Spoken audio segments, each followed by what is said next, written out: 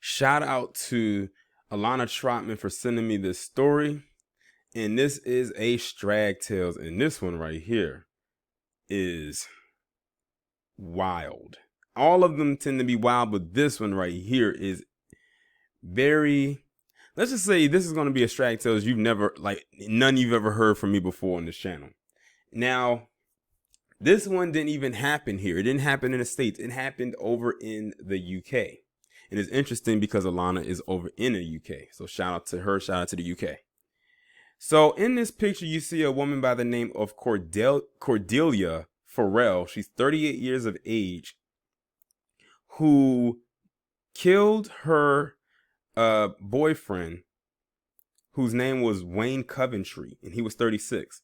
Now, the boyfriend was PC. And of course, you can see that she's black. Now, follow me here with what she did, because she just didn't straight up kill this guy. It went through a process. It says jealous girlfriend, age 38, who bit her boyfriend's testicles before stabbing the father of 3 to death in front of horrified friends, is guilty of manslaughter. That's just the title, and I already have it's so much wrong with that, especially that last part where they said she was found guilty of manslaughter. They didn't even charge her with murder, even though that's clearly what she did, and they said she did it in front of friends. I need to read more into that because I don't want to jump to conclusions and assume what I'm thinking, but it could be. Let's get into it. A jealous girlfriend who grinned, she was smiling as she did this, which means this bitch is psycho. As she stabbed her lover to death just weeks after biting his testicles, has been found guilty of manslaughter.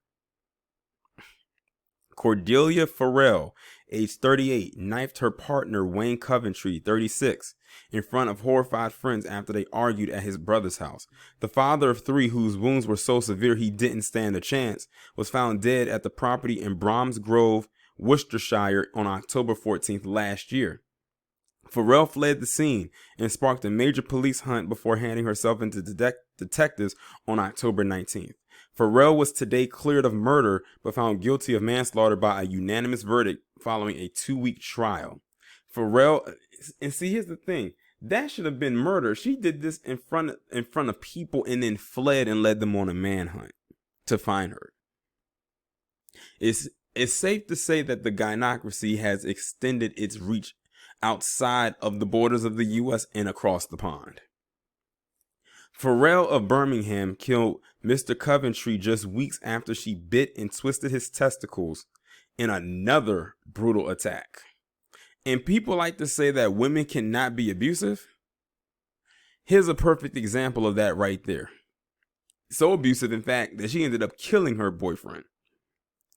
When she was arrested for the assault, the court heard she told police that one of them would end up dead. Jurors heard Mr. Coventry and Farrell had been in a 2.5-year relationship, which was described as toxic and characterized by violence and jealousy, most likely, as we can tell, on her end. Day FDD Enoch QC, prosecuting, said in front of 3 witnesses, this defendant removed from a kitchen knife block a large kitchen knife, and she turned to Wayne Coventry, who turned to face her. She raised the knife up high and brought it down in a classic stabbing motion and plunged it deep into the middle of his chest. It went into a depth of 9 centimeters or 0.4 inches. It went straight into his aorta. He didn't stand a chance. He collapsed and died within a minute or two. Mr. Enoch said one of the witnesses, Tony Marks, said she smiled as she pulled the knife out and grinned as if she was pleased in what she had just done. Mr. Enoch said she took her revenge or retaliation, as she herself described it, and deliberately and maliciously stabbed him. It's no coincidence that the defendant was to say to the police a month before the killing, when she was arrested for assault, that one of them would end up dead. How right was she in that prophecy? The court heard Mr. Coventry call 999 while he was in the process of being attacked by Farrell on September 11th last year. Mr. Enoch told jurors, during the course of that assault, Miss Farrell grabbed Mr. Coventry by the testicles and by both her hands and later dragged him around the flat by his testicles. I can't believe what I'm reading right now. This sounds like a bad horror movie. She dragged this man by his balls, literally. That, of course, caused him immense pain and swelling. In the course of that attack, she later bit his private parts. Police body cam footage showed Mr. Coventry bleeding from his face and back and displaying the injury to his genitals to an officer. The court heard before the initial attack Farrell had tried to wind up Mr. Coventry by watching YouTube music videos featuring her ex-boyfriend. So basically, hold on. So this chick was trying to make her current boyfriend jealous of her ex-boyfriend just so she could have drama go on.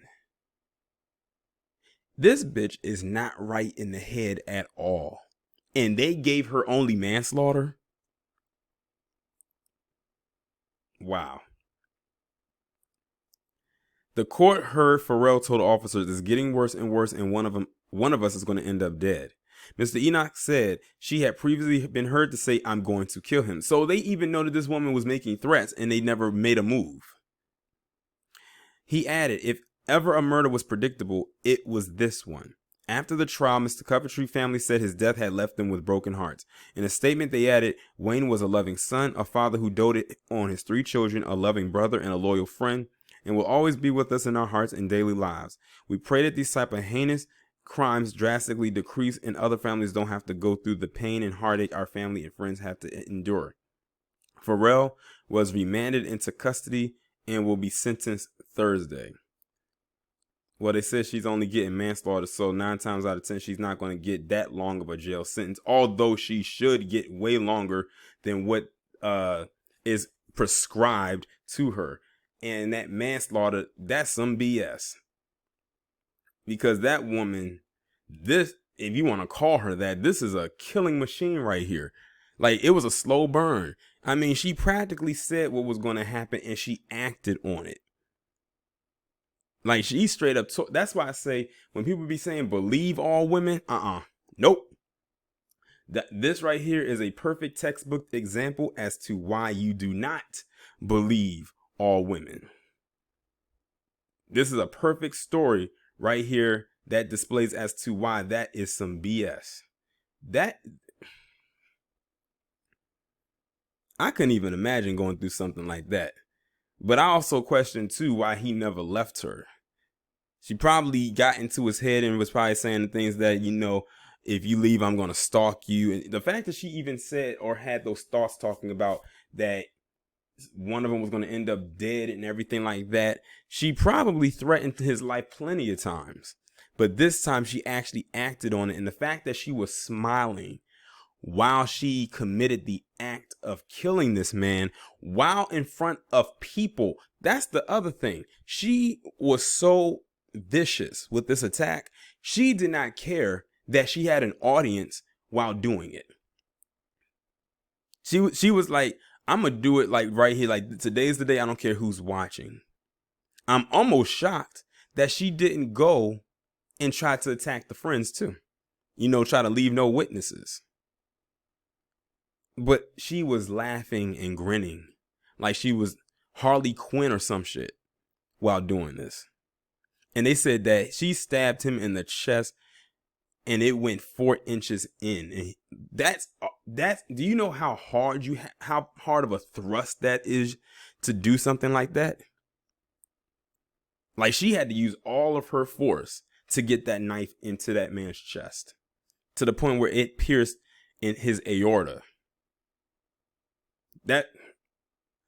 I have no more words.